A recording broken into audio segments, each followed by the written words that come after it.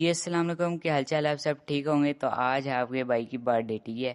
और आप लोग कमेंट में मुझे विश कर दें फटाफट से, ठीक है। और मुझे ये भी बताएं कि आप लोग किस डेट को बर्थडे आती है। ये सारा कुछ आपको जो नज़र आ रही है मेरे घर वालों ने किया, ठीक है। और ये सारा इंतज़ाम, ठीक है। और मुझे पता भी नहीं चला, ठीक है, कब हुआ है क्या हुआ है, ठीक है।